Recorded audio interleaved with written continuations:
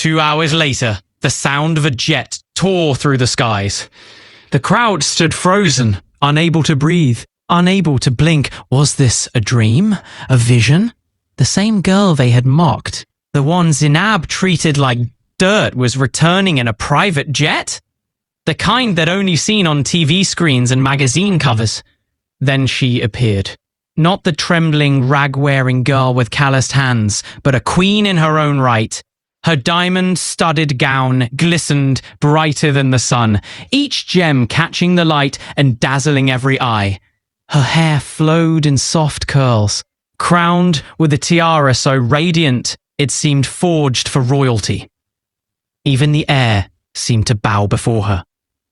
For Zinab and Amanda, it was the beginning of their deepest shame.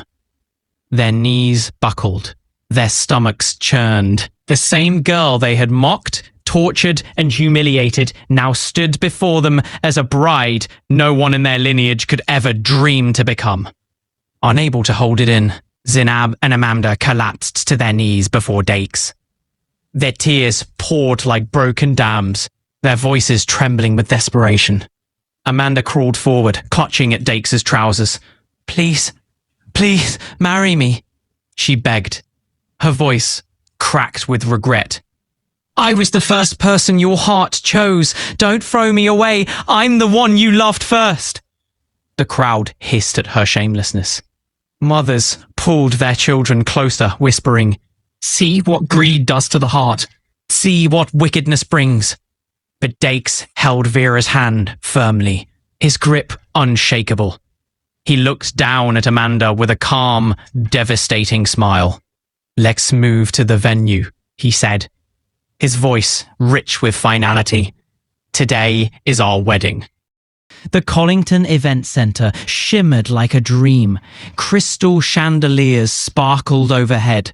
Fresh roses lined the golden carpet, and the regal sound of trumpets filled the air. Vera, once the poor maid scorned by all, now walked hand in hand with the man she had been forced to marry. The same man they had ridiculed as a beggar was, in truth, a billionaire in disguise. And today, their union was no longer a scandal.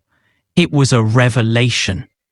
There was no shame, no laughter, no humiliation, only reverence. Dressed in a diamond-studded gown, Vera moved with the grace of royalty. The crowd erupted in cheers as she entered, her name whispered like a sacred hymn. Zinab and Amanda stood in the corner, their eyes red with envy, their hearts sinking as they watched the woman they once disgraced now rise above them in glory. They clapped with trembling hands, forcing smiles that could not mask their regret. The groom stepped forward, no longer in rags, but in a tailored tuxedo. He took Vera's hand and kissed it gently. The hall roared with admiration. Dancers swirled around them, showering petals of gold and white. The choir sang praises as the couple walked to the altar. This was no ordinary wedding. It was a victory, a lesson, a celebration of fate's mysterious grace. From the balcony, nobles and dignitaries watched in awe. The maid they had once ignored was now honored like a queen. And as the officiator declared, "What God has joined together, let no man put asunder," the crowd rose to their feet, clapping, cheering, crying. Vera had been transformed before their very eyes. Arrival at Dakes' mansion. The sleek black limousine pulled up to the gates of Dakes' mansion. Vera stepped out, her breath catching at the sight before her. The driveway alone was larger than the street she once lived on. White doves soared overhead as the golden gates opened wide. A red carpet stretched to the entrance, flanked by guards and maids who bowed deeply at her arrival. Vera rose. Her hands trembled. She remembered the days she scrubbed floors until her fingers bled, ran errands barefoot, endured insults that cut deeper than any wound. Yet here she was, walking on a carpet fit for royalty. Dakes appeared beside her, slipping his hand into hers. His gaze never left her face. "Welcome home, Vera," he whispered. "From today you will never cry in secret again." The staff clapped softly, admiration glowing in their eyes. One elderly maid whispered through tears, "She has such a pure soul. No one deserves this more." Vera's eyes brimmed with tears. "All my life, I thought I was born only to serve. I never dreamed of being loved or celebrated." Dakes cupped her face, his voice steady. "You are not a maid anymore, Vera. You are my queen. This mansion, this kingdom, this life, it belongs to you." With trembling steps, Vera entered the grand hallway. Her reflection shimmered on the marble floors. Crystal chandeliers rained golden light from above. Paintings of kings and queens lined the walls, as if welcoming her into her rightful place. It wasn't the wealth that overwhelmed her. It was the love, the respect, the way every servant looked at her, not as a burden, not as a maid, but as someone worthy of honor. And in that moment, Vera knew. The humiliated orphan was gone. She had risen. She had been crowned. She was home. Afternoon living room across town. Two broken souls trembled with envy. Amanda's phone screen glowed as she and Zinab watched Vera's grand arrival at Dake's mansion. The camera panned across the golden gates, the bowing servants, the red carpet unfurling like royalty's welcome, and the chandeliers that sparkled like stars. Then came Dakes, elegant, proud, holding Vera's hand as if she were the rarest jewel he'd ever known. Amanda's hands shook violently. She couldn't bear another second. She sprang to her feet, pacing like a lioness trapped in a cage. Tears of rage scorched her cheeks. "Mama!" she wailed, clutching her chest. "He proposed to me first! Me! I pushed away a billionaire while humiliating him! That low-life maid, my maid, is now living the life meant for me!" Her mother sat frozen, lips parted in shock. Zinab slammed her hand against the table, her own tears flowing. "Amanda, I swear, I've never been humiliated like this. That wretched maid stands like a queen while we sit like beggars. They've touched the wrong family." Amanda turned, eyes blazing. "Zinab, what do we do? Sit here and watch her take everything? Watch her wear the crown that should have been mine?" Zinab's lips curled into a bitter smile. She leaned in, voice venomous. "No, Amanda, we will not watch. We will strike. She thinks she's won, but her story has just begun. And I promise you, we will rewrite up with her tears." Amanda collapsed onto the sofa, sobbing, but beneath the grief, something darker stirred. Envy sharp enough to slice steel, a hunger for revenge hotter than fire. As Vera's image replayed on the screen, Zinab's jaw clenched. "They've forgotten who I am," she muttered, "and they will regret it." 2 weeks later, Amanda sat in her room with Zinab. Her eyes were swollen, not from sorrow, but from bitterness. She paced like a caged lioness, while Zinab sharpened her words like daggers. Amanda grabbed her phone and dialed Vera. Her voice trembled with the fakest sob imaginable. "Vera," she choked out, "since you left us, I and my mom have regretted everything. Please, my sister, have mercy on us. We are your only family. Don't abandon us." Vera sat on the balcony of Dakes' mansion, overlooking gardens lit with golden lamps. Her hand trembled as tears streamed down her face. She remembered the bruises, the hunger, the humiliation. Yet Amanda, her only blood, was pleading. "I forgive you," Vera whispered. "I missed you and Mum so much." Amanda's voice turned sharp with excitement. "Oh, thank you, my sister." Then, like a serpent, she lowered her tone. "Vera, can I visit you? Just once? I want to show you how sorry I am." Vera smiled through tears, her soft heart blind to Amanda's cruelty. "Yes, please come. Let me spoil you, sister. You deserve love too." The moment the call ended, Amanda burst into wicked laughter. Zinab leaned forward, eyes gleaming. "You did it?" Amanda smirked. "She fell for it. That stupid girl thinks I'm sorry. But mark my words, I'll step into that mansion not as a guest, but as a storm." Zinab hissed, her tears mixing with fury. "That mansion should have been ours. That ring should have been yours. They dared humiliate us. Now we'll humiliate them tenfold." Their laughter was cruel, sharp and venomous. That evening, Vera sat in the golden lounge of Dakes' mansion, her heart pounding.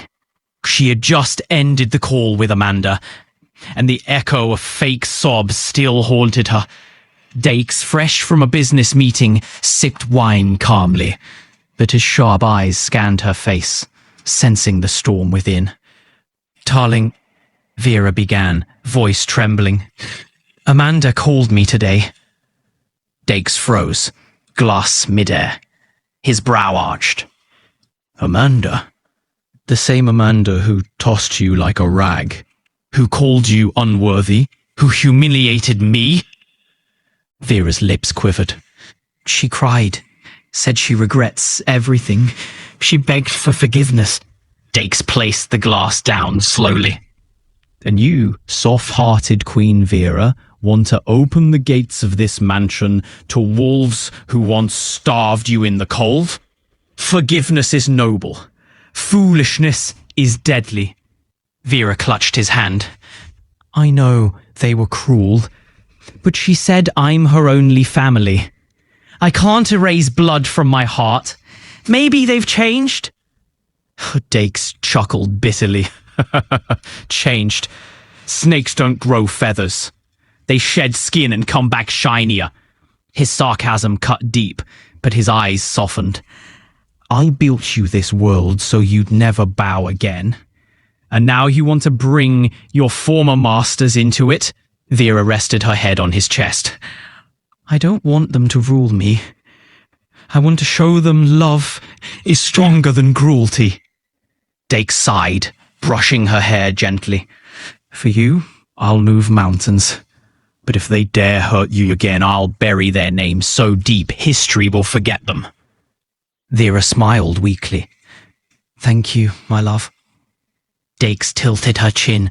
"This kindness of yours, it's why I adore you, and why I fear for you. Wolves feast on lambs who forgive too easily." He kissed her forehead. "You are my queen. I'll give you this risk, but know this, I am watching, and if they cross the line, I will make them wish they never stepped into your light." The room fell silent. The day Amanda arrived at the mansion, Vera could hardly contain herself. She dashed out of the grand hallway the moment she heard footsteps echoing at the entrance. "Amanda!" she cried, her voice bursting with childlike joy. Without hesitation, she threw herself into her sister's arms. Tears streamed down her cheeks, not from pain, but from the overwhelming joy of reunion. Amanda embraced her, her eyes glistening with emotion. But beneath the surface, her smile carried a shadow. "My sister, I've missed you so much," she whispered, her voice trembling just enough to sound sincere. Vera pulled her inside, her excitement spilling over. "Come, Amanda, I want you to see everything. This is not just my home, it's yours too." She led Amanda through the palatial estate, pointing out each marvel with pride. This is the grand hall, where Dakes receives guests. Here's the dining room. It seats 30. And this... She paused dramatically, pushing open a golden door. Is the private lounge, yours to use whenever you want. Amanda gasped at the glittering chandeliers, velvet sofas, and polished marble floors. Vera mistook her widened eyes for awe. Laughing, Vera tugged her sister's hand like the barefoot girl she once was. Wait till you see your room, Amanda. It's right next to mine. I want you close to me. Always. She flung open the door to reveal a king-sized bed dressed in silk, a private balcony overlooking the gardens, and servants waiting with bowed heads. Amanda covered her mouth dramatically. Oh, Vera. This is too much. I don't deserve this. Vera shook her head, pulling her into a hug. No, you're my sister. You deserve the world. I'll make sure you lack nothing. From that day forward, Vera treated Amanda like royalty. Designer gowns, sparkling jewelry, spa treatments, and gourmet meals, everything was hers. But something strange began to unfold. Each morning before dawn, Amanda was already awake.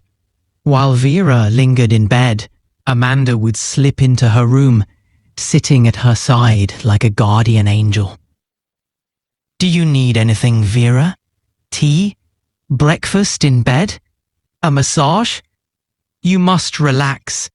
You're my queen, she cooed, stroking Vera's hair with exaggerated tenderness. Vera smiled at her devotion, her heart swelling. You've changed so much, Amanda, she said one morning, wiping away a tear. It feels like I finally have the sister I always dreamed of. Amanda kissed her cheek softly, her eyes glinting. And I promise you, Vera, I'll never leave your side again. But, deep within her heart, Amanda whispered a darker truth only she could hear. Yes, sister, I will never leave your side. Not until everything you now have becomes mine. The night was meant to be ordinary, but fate had other plans. Vera clutched her stomach, a sharp pin slicing through her like a blade. Her cry rang through the mansion like a siren. Dakes, she gasped, her hands trembling. Dakes didn't hesitate.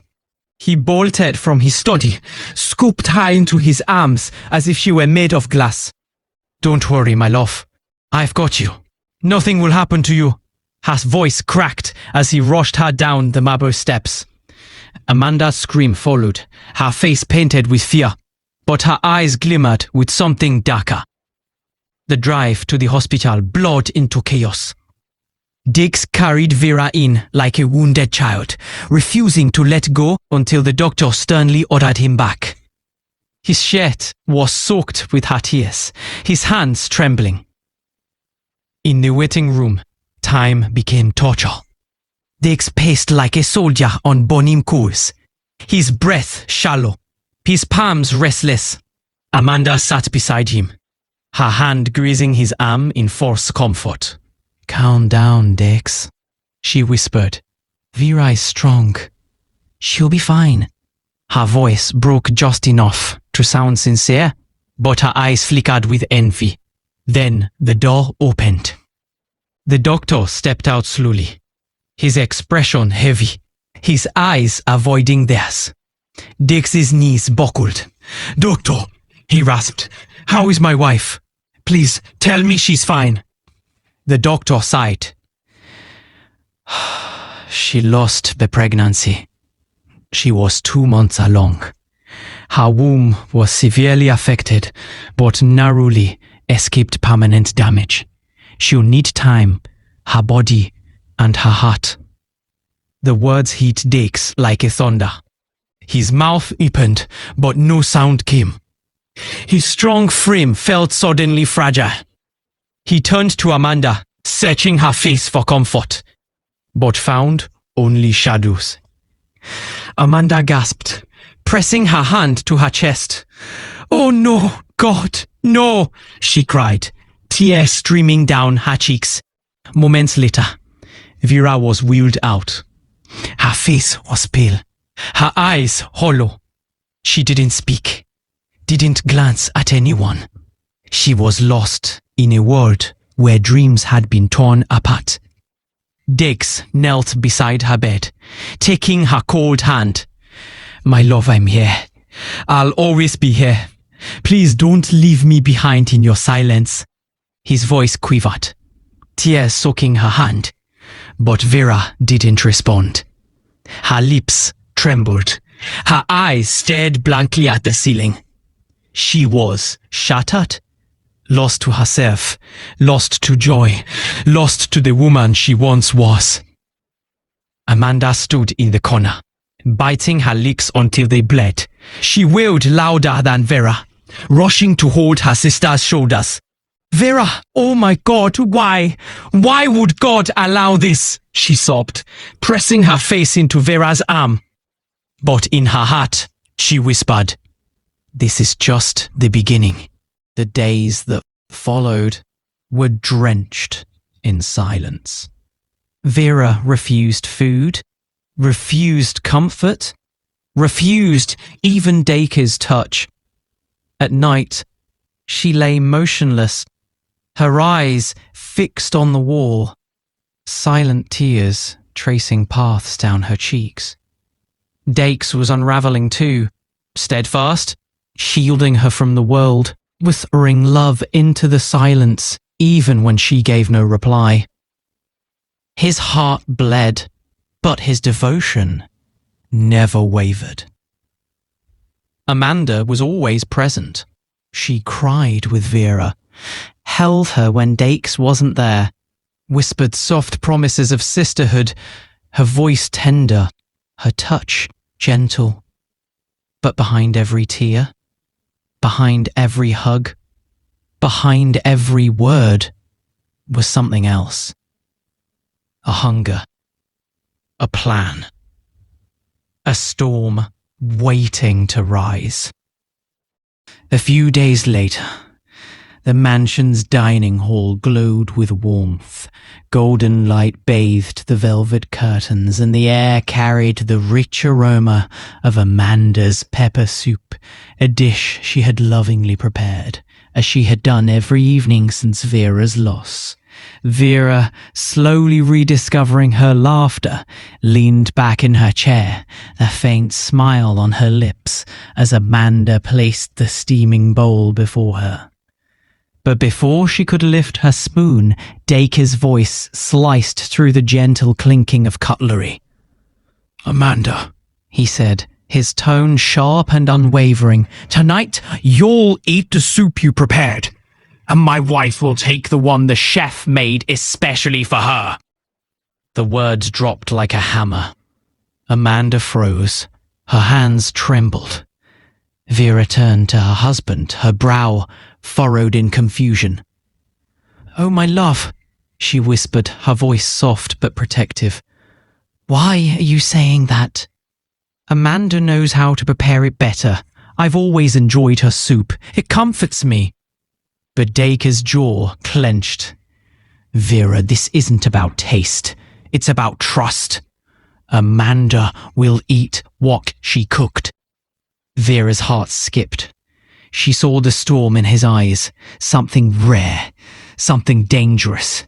She reached for his hand, pleading, "Please, don't disrespect my sister. She's been nothing but kind. She stayed with me when I cried. She's shown me love." Amanda didn't speak. Her eyes dropped to the table. Her breath grew shallow. Her body trembled. It's not meant for me," she stammered. "It's meant for Vera." The room turned cold. Maids at the edge of the hall exchanged glances, but dared not speak. Vera's lips parted in disbelief. She turned slowly to Amanda. "Then why can't you eat it?" she asked softly.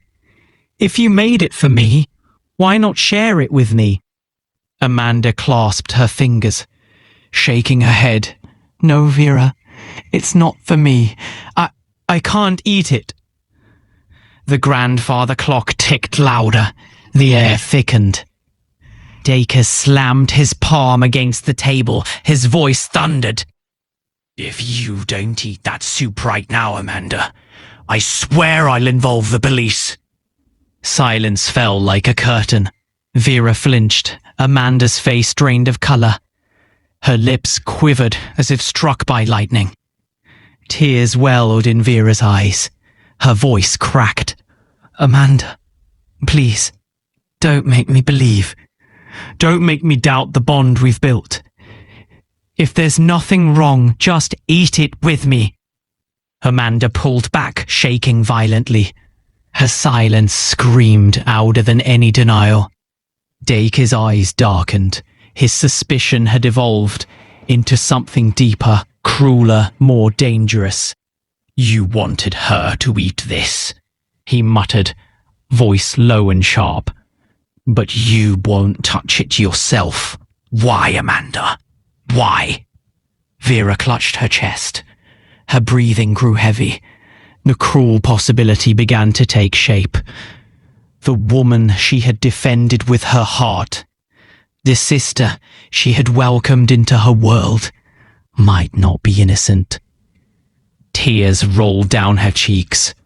"No, Amanda, tell me it isn't true." But Amanda sat frozen, and her silence was louder than any confession. Oh, beloved viewers, the curtain is about to rise on the last saga. Everything you thought you knew, prepare to watch it unravel. Betrayal will stare truth in the eye. Tears will stand trial before judgment, and love will be tested to its breaking point. Stay with me, hold your breath. Because the end will not just surprise you, it will shake you. Bye for now.